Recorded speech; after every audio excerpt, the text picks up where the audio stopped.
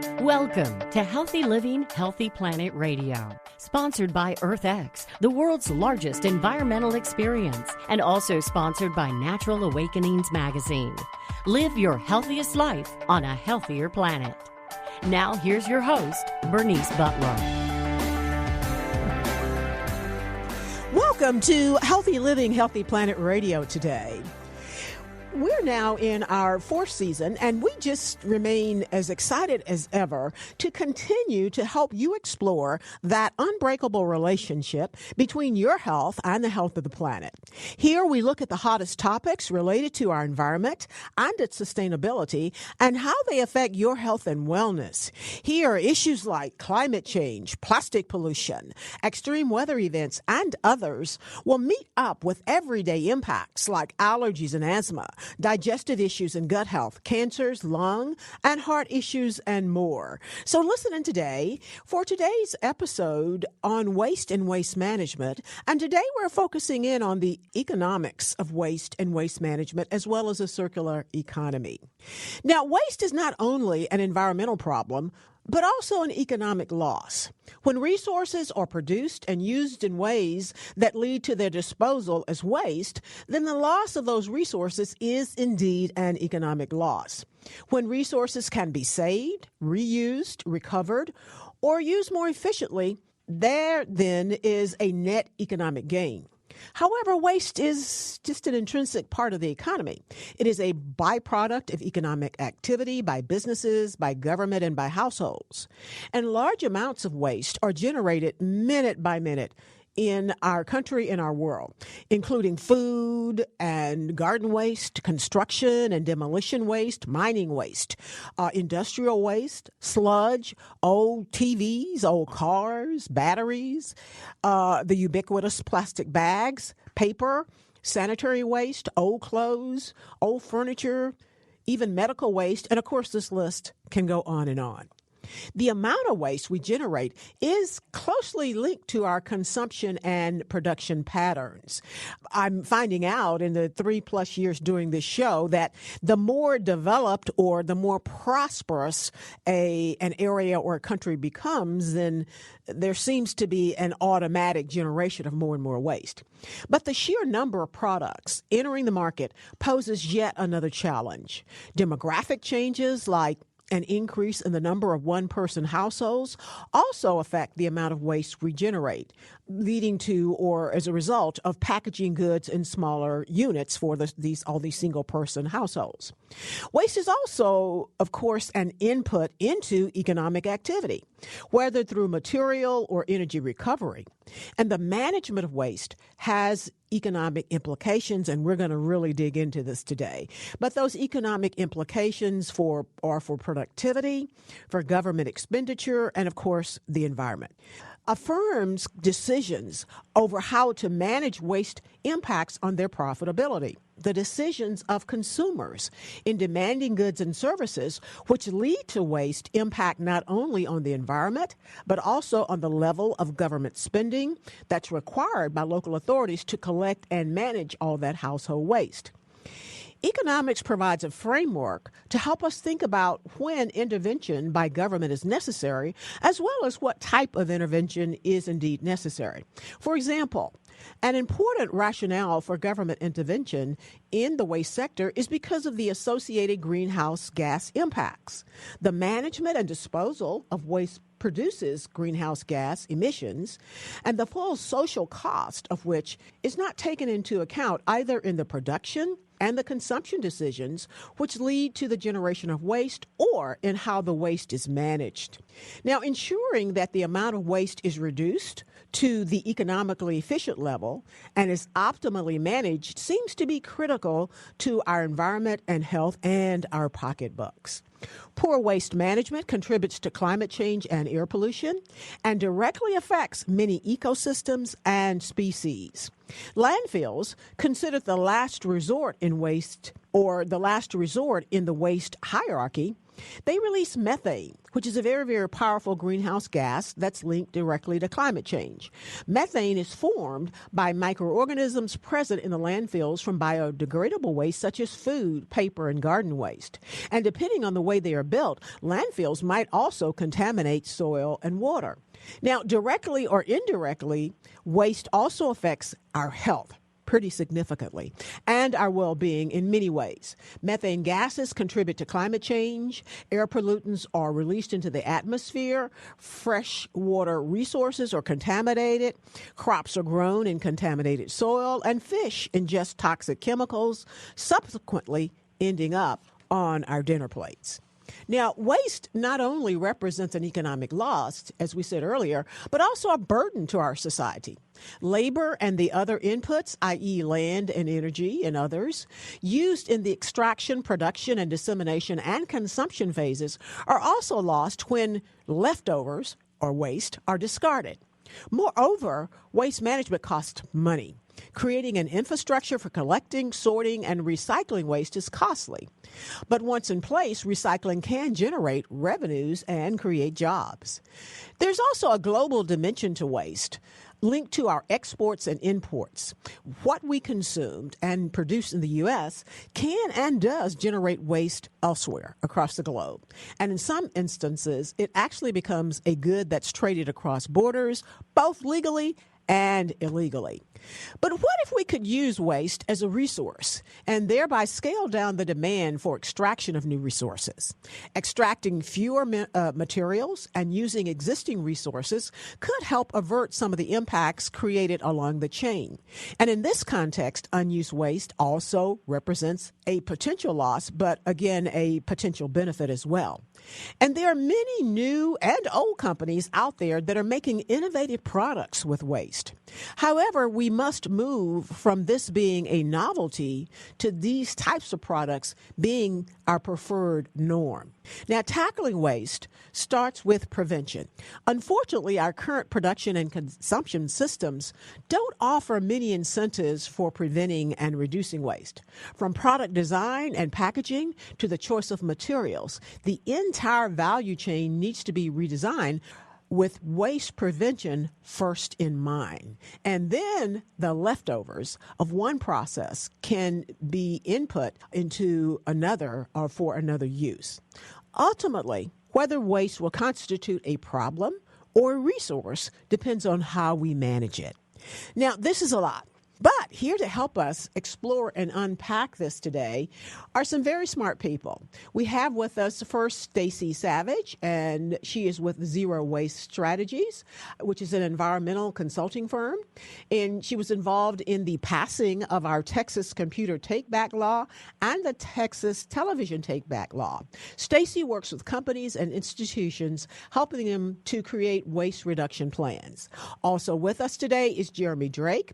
Jeremy is a zero waste consultant with Strategy Zero Waste Solutions. He is a Zero Waste USA certified zero waste associate, and he specializes in optimizing systems to reduce waste, and he works with local governments across the country. Welcome, Jeremy. Did I get all that right? Yes, Bernice. Thank you. Great to be here. Thank you for being with us. And Stacy, I forgot to ask you earlier, did I get all that right about you? You got it. And again, thank you for making time to be with us.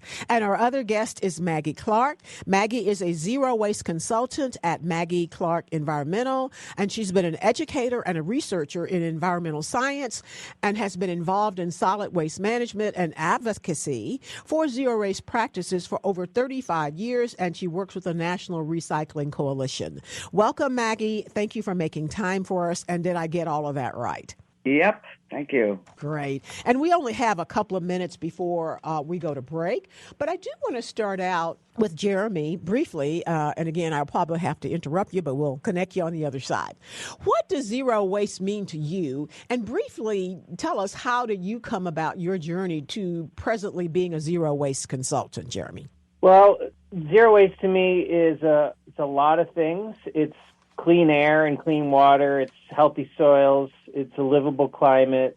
It's local food and healthy forests. It's vibrant communities and environmental justice. It really is about redesigning our systems and rethinking our assumptions about how the world works.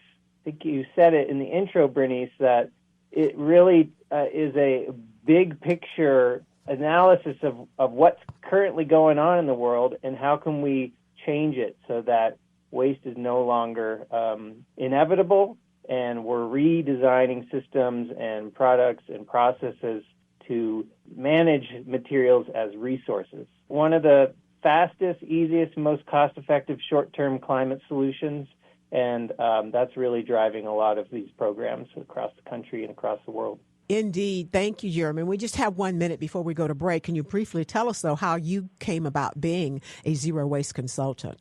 Well, for me, composting was my entry point, the gateway for me. And it really helped me kind of connect with my own waste stream and realize it's not garbage. It's really valuable stuff, food scraps and all the things that we throw away. And so from there, it started unraveling into all kinds of questions about the stuff that we throw away and we think is just trash. One of the scariest moments of my life was when I saw a 3-year-old with a plate full of food on a paper plate just run up to a trash can and throw the whole thing in without thinking twice. And I thought to myself, wow, if our kids are so efficiently wasting, we need to rethink how we're raising our kids and educating our society. Guess what? I see adults do that every day, too. Run up to the thing and pour in the whole plate of food. We are well trained from a young age. Yes. We are indeed. Thank you, Jeremy. We're going to go ahead and go to break, and we'll be right back on the other side with Maggie Clark, Stacy Savage, and Jeremy Drake, so they can just make us smart like they are. Thank you. We want to give a shout out now to our sponsors. That is Natural Awakenings, Dallas-Fort Worth Metroplex Magazine, the green, healthy, and sustainable living authority for the DFW Metroplex and North Texas communities. Print issues of Natural Awakenings can be found in most Whole Food markets, natural grocers, central markets, sunflower shops, and many, many other locations, as well as available free for download online at nadallas.com. Check them out. Our other sponsor is North Haven Gardens, serving the Metroplex since 1951, the most respected horticultural establishment in North Texas, offering gardening and plant education, concierge services, DIY classes, gifts, and more, with, we're told, the best Christmas trees in Texas. Check them out at nhg.com. And our other sponsor is Lynn Dental Care, practicing dentistry for over 38 years with a holistic approach, looking at the whole body. Specializing in periodontics, Dr. Lynn is board certified by the International Academy of Oral Medicine and Toxicology. Check them out at lindentalcare.com. Thank you, sponsors.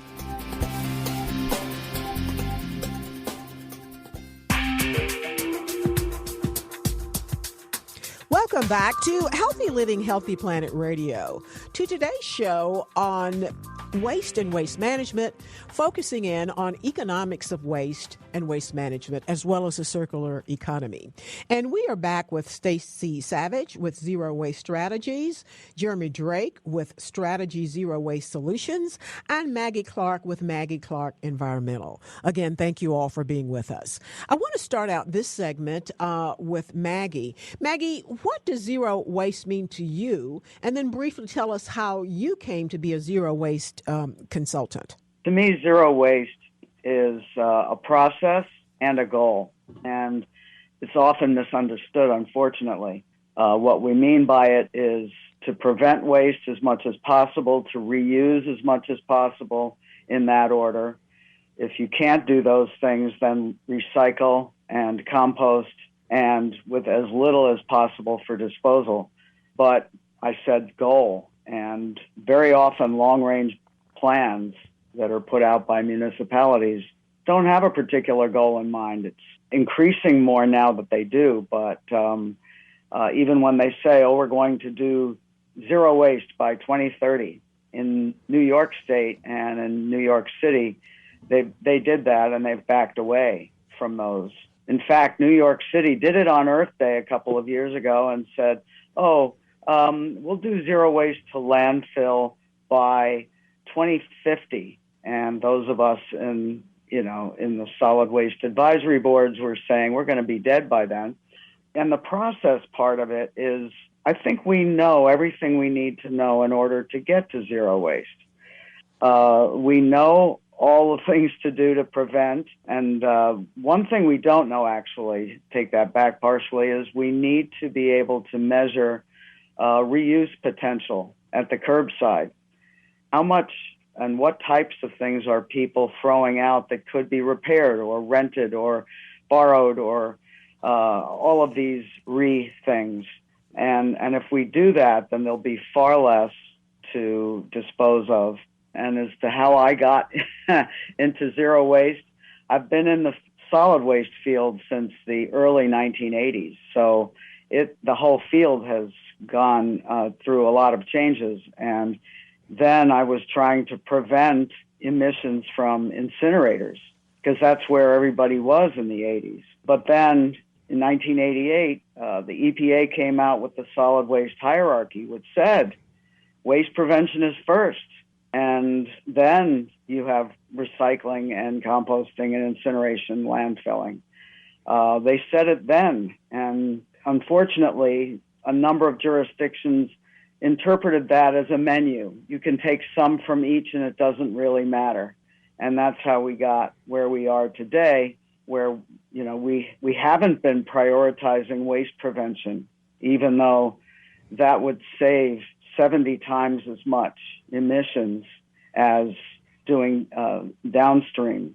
Indeed. So, it sounds like nobody, well, let me ask all three of you, what is being done? What strategies and policies are out there for waste prevention? Well, there are all kinds of things. You know, the legislation can be put into practice that would require redesign of different kinds of packaging and products, and incentives can be put in, such as pay as you throw, and that means that you pay a certain amount for every volume or weight of garbage that you throw out. You know, Maggie, they do that at the landfills. When you take a large amount of trash, I know you have to pay for it. But let me jump to Stacy now, and I think you were kind of indicating on there some things that are in place now for waste prevention. It seems to me that the plastic bag bans are a waste prevention method. And I know those are spotty all over the place. We had one for 3 to 6 months here in Dallas and it went away, and you guys had one in Austin. But that's the only thing that comes to my mind immediately about waste prevention. But what I'm trying to get at, and with y'all's help, is to give our listeners examples of effective waste prevention strategies and things that are in place or that are on the horizon to be in place soon. Yeah, you know, the bag ordinances, like you had mentioned, I helped pass the one in Austin back in 2013, and we worked with a coalition across the state to pass 11 more local ordinances, and with the swipe of a pen, the Texas Supreme Court voided all of them. I think another one would be extended producer responsibility. Like you had mentioned in my intro, I helped with passing of the electronics take-back laws for both televisions and computers back in 2007 and 2011. And this really takes the onus off of, you know, the financial burden off of the taxpayer and the local governments that are managing landfills in the area. These items are extremely toxic. They're full of arsenic, lead, mercury, but they also have a lot of salvageable materials and, you know, precious ores like gold and such. So these take-back policies, and not just for electronics, you know, we're looking at mercury thermostats and tires and roofing shingles. And, you know, there's all kinds of pieces of legislation, but it's really a patchwork legislation state by state or locally. But how do these strategies prevent waste, if you can connect the dots for us? Right. We're getting to the point where purchasers or consumers are starting to understand that there are policies in place that allow them to return their items back to the producer. And the producer is responsible for the responsible recycling of those materials, of those items, so that they are put back in the loop and that they are, you know, refurbished or remanufactured or broken down and remade into another item that will appear eventually on the store shelf. Okay, so I have a TV that that's broken and doesn't work. And again, I want to connect the dots for our listener. So you're saying the law is that I am able to take that TV back to the manufacturer or the person I bought it from, and it then becomes their responsibility to recycle it or dispose of it.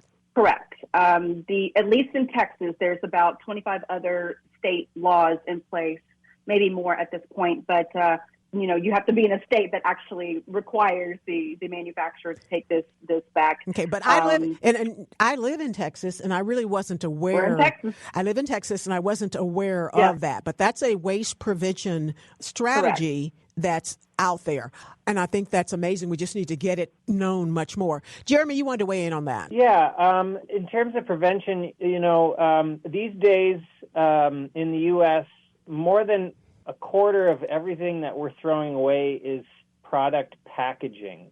And so tackling packaging is a huge opportunity to prevent waste or, even prevent the need to manage a material downstream. So something that's really emerging in places around the country and around the world are systems that support reuse of packages. So when you go out and you buy a product, you're buying the product. You're not buying a package that goes along with the product. So those are opportunities that are at the individual level and also at the business level. So for an individual, the classic example is at a grocery store, buying in bulk, bringing your own package, filling it up with cereal or rice, and bringing that home so that you just have the thing you want to buy, not a package around it.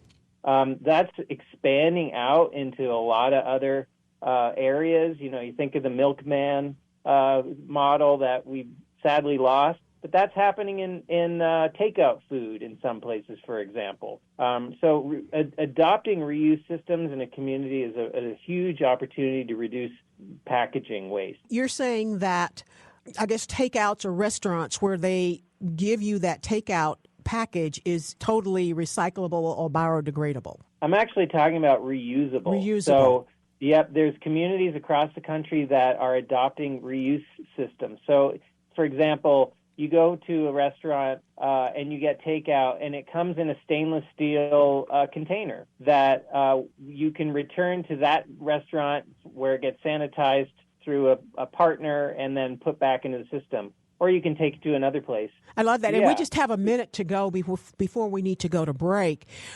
Is that something that was done voluntarily? Where is it done? And how do we expect that's going to spread? It's been done voluntarily in places like New York, Durham, North Carolina, the San Francisco Bay Area. And a lot of it really emerged during COVID as a response to the enormous uptick in takeout food packaging waste during COVID. It's basically a reverse logistics problem that folks are figuring out how to make packaging returnable and reusable. We're going to need to go to break now, and we'll be right back on the other side with Jeremy Drake, Maggie Clark, and with Stacy, and they're going to make us just a lot smarter. Thank you all. We'll be right back.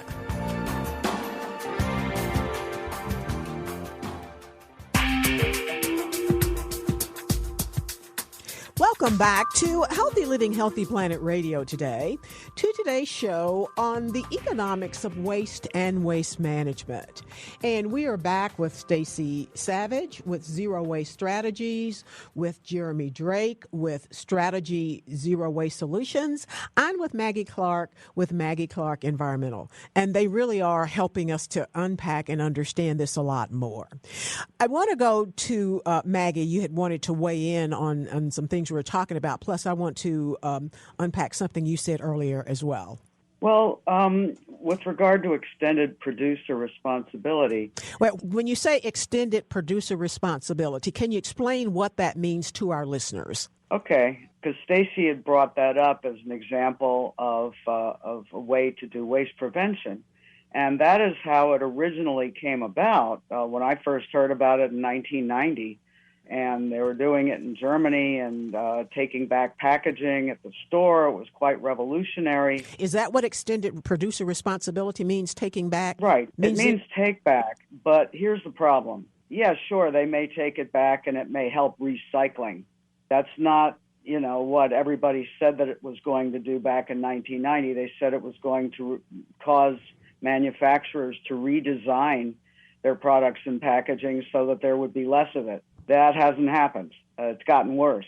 We've got little lights, red lights in kids' sneakers now, which are made of mercury. We didn't have that before.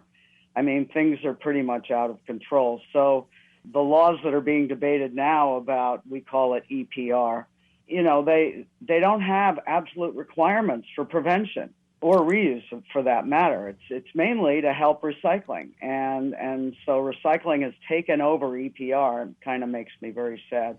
But what I wanted to say also on a different matter that you were talking about, how do you do waste prevention?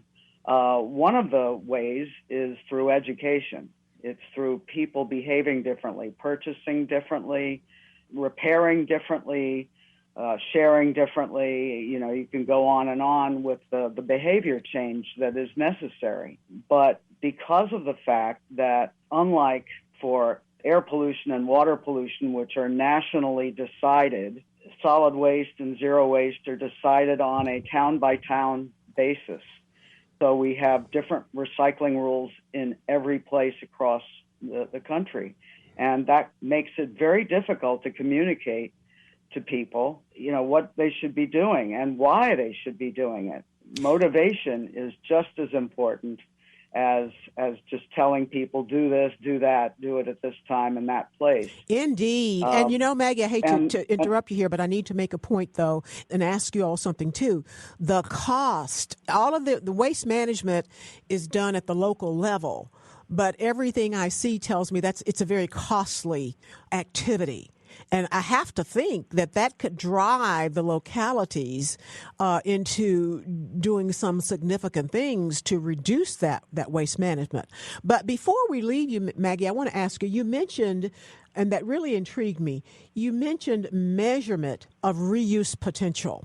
And that would seem to have a whole lot of potential to me. I'm surprised that is that being done now, or where are we with that? Well, because of the balkanization of everything dealing with solid waste across the country, it's impossible for me or anybody to know of every study that's being done and every program that's being done. But I will say, in terms of New York City, I have been actually speaking at conferences, recommending on a local level, testifying as much as I can, to ask the sanitation department when they do waste characterization studies to also measure, reusable things. That would be durable items that are manufactured to be lasting at least 3 years. So that would be furniture, appliances, electronics, books, clothing, shoes, and so forth. And I started asking for this on behalf of the Manhattan Solid Waste Advisory Board in 1989 when they did their first waste characterization study, and they refused then. And when I asked them last summer, they came to a meeting and they refused again. Let me ask you this, though. What can you tell us approximately the percentages in the waste stream? Like how much is food, how much is electronics, and all of that? Again, obviously, this does vary from town to town. In New York, interestingly enough, organics, which is food and yard waste, organics from your yard, that's about 34%, and so are the recyclables, the paper, metal, glass, and plastic. Then they have this giant other category, which is about 30%, which is probably where most of the reusables are. And the thing is, you can look at the curbside and you can decide in their waste characterization studies, oh, look, there's a table there without a leg. That is called wood. That is not called table. All right, and this is part of the problem. In some places, it's handled differently. I know here in North Texas, where I live, we have one day of every month where we put out those types of materials. We're not to put them out in our weekly pickup. So I know it really is done differently everywhere. I want to move on, though, now to Stacy, if I can. Stacy, can you explain to our listeners how waste and waste management is connected to our economy, though? Yeah, so waste and waste management is connected to the economy. As Jeremy stated a little bit earlier, that it is one of the quickest, cheapest, fastest ways to get to an operational efficiency is through proper waste management and mitigating materials away from landfill or incinerator.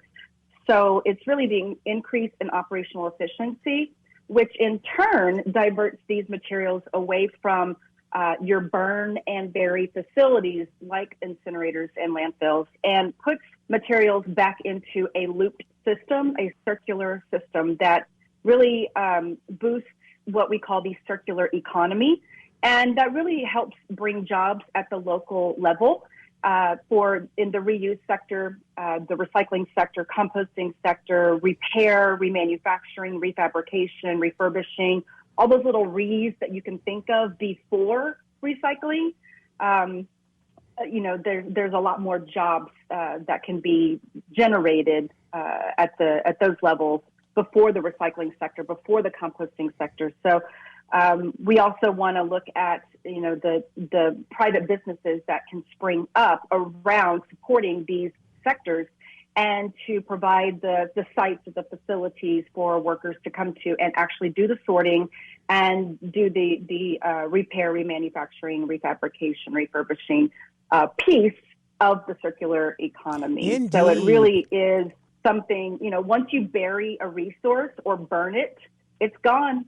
Indeed. Unless you reverse mine some, a landfill, which I believe they've been doing in Nantucket, pulling out the materials from a landfill that's been, covered for years and years and years, and starting to pull out the salvageable materials. Thank you so much, Stacy. I want to move to Jeremy now. And Jeremy, do you have any stats on that in terms of the economic impact of waste and waste management that lets our listeners know how it indeed is connected to the economy? Yeah, definitely. Stacy hit the nail on the head with the local economy piece. Mm-hmm. The more reuse, to focus on reuse again, the more reuse that you have, the more local benefit there is for the local economy. So he'll give you an example. I used to work at a building materials reuse center here in Missoula, Montana, called Home Resource. And we did some tracking, and we determined that the value of the materials that we were able to sell through this nonprofit business was $900 per ton. So if you compare that to, for example, the value of mixed paper in the recycling market right now, which is in negative dollar territory, there's a ton of value in reusable material. And that's why, when Maggie says we need to be able to assess what the value of the reusables are that we're throwing away, this is one example of that. We determined that the amount of material going through that facility was less than a quarter of the material that would probably be available through the trash stream that was going to the landfill. So even in a community where that organization had a big, had a lot of top of mind awareness with people, it was still only getting a fraction of what it could have been getting. And at the same time, 30 jobs at that one organization resulted from that amount that the organization was able to capture from the waste stream. So huge local economic benefit available in reuse locally. Do we have anything where we can compare the amount of money that on average for localities or nationwide that's being spent on waste disposal, and then look at an estimate of the amount of money that could be generated by proper disposal? Well, I have two thoughts. One, I want to start again with the reuse and the cost savings, right? So there's a couple of middle schools in Minnesota, Minnetonka, and they switched from using single-use disposable food serviceware in their cafeterias. And what they found was that they saved about $3,000 in the first year by switching to reusable utensils and bowls. Jeremy, I'm going to have to stop you right now, but we'll resume this conversation on the other side. We just need to go to break real quick. Thank you.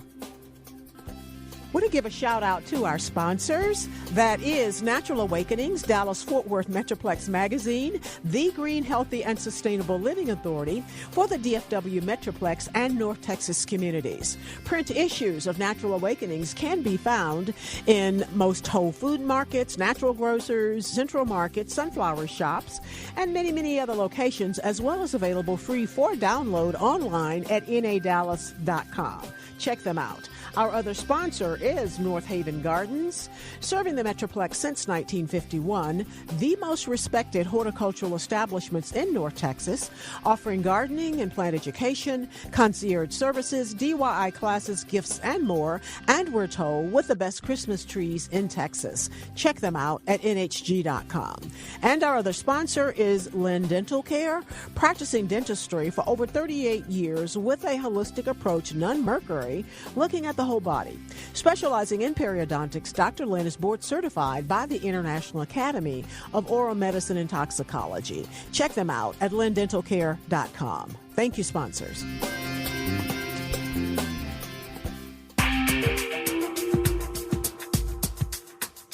Welcome back to Healthy Living, Healthy Planet Radio, to today's show on the economics of waste and waste management.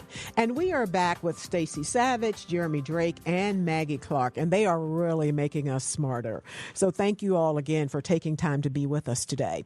Maggie, I want to start this segment back with you, though, and talk some more about how all of our waste generation and our inadequate waste management is really impacting our environment. What is the environmental impact? Well, you've mentioned the climate change, and EPA came out with some data about 15 years ago to say that half of the carbon that is emitted to the atmosphere comes from the production, meaning the mining, the refining, the manufacture of products and packaging. That's 42%. And then another 8% is from the use of appliances and electronics. So half of the carbon emitted to the atmosphere can be reduced by zero waste programs. And this is something that those who are in the climate change solutions business and the legislators, they don't know this. The data's been out for 15 years. I've written about it. So that's very important. I mean, climate pretty much trumps everything. It is important that you said that, Maggie, and you mentioned that that's not widely known, because the biggest culprit is always put forth as fossil fuel, and I'm sure it is, and I'm sure fossil fuel has a role to play in our waste stream as well.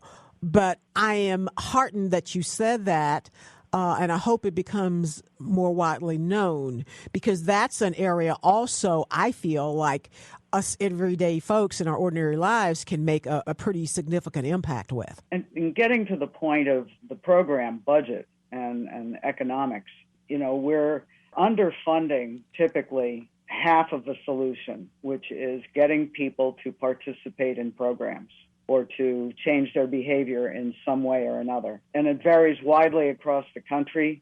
In New York City, where we supposedly have the most money, we're spending 86 cents per person per year on recycling education. And that's a little more than a postage stamp. I mean, what are you going to do with that amount of money? Not a whole lot. Some interns found out that in San Francisco and Seattle, they spend over $3 per person per year on that. And in Austin, we found out that at one point, you got the participation rate up to 85 to 95% by increasing the amount spent on education to $5 per person per year. And this is the point. If you want to get to zero waste, you have to have all of the infrastructure in place, that's for sure. You have to operate it well.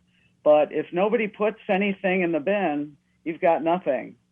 And I know in Austin, education and behavior change are so incredibly important, and many municipalities put out maybe one brochure a year, and they think that that's going to reach everybody. We saw here perhaps an analogous program where the health department wanted to get everybody vaccinated. So they knew that there were 5 kinds of people as to their readiness to participate. The eager beavers will do it. You say jump, they'll say how high. You don't even have to think about eager beavers, but there's 4 other groups. The brochure will get to the eager beavers, but not necessarily the next group. So there's the next one, which demands that the program is convenient. That would dictate to have not drop-offs, not opt-in, which we have here, but to have curbside, universally available. And then the third group, my friends and family and neighbors have got to do it, or at least not laugh at me. And the fourth group requires a bribe. And in the case of the vaccination, they gave $100 to people to take the vaccination at one point. Let me ask you this. Are there any places where they are giving incentives for recycling and reuse? Yeah, that's called pay as you throw. I know Austin does that, and Seattle does that. I mean, there at last count, which I looked at years ago, it was like 10,000 cities and towns do that in this country. And so they charge per volume for the amount that you're throwing out. And so that sends a signal, don't throw out as much. So, and at the same time, they make recycling either free or very low cost. Indeed. And the one thing I've noticed about Austin is that they seem to have these recycling setups readily available. The last time I was there, and I was born and raised in Austin, but the last time I was there for a conference, I was in a parking garage, and I was impressed to see the recycling bins where you separate out the goods. But let me ask you one thing before you have to go, Maggie, and I know you have to leave, and that is, what can everyday people do in their everyday lives to help drive solutions for better waste management? Well, I think getting involved in advisory boards, if you happen to have one, or maybe try to form one, your political people, your council members, they need to hear from you. I've heard over and over again how the best way to get something done is to have constituents communicate with their electeds, that the electeds go around to one another saying, I got 50 letters on this issue. And that means something. And they don't have to be pen and paper letters. They can be phone calls or emails. But in an organized way, then that can change budgets because, as I mentioned, we're not spending enough on education.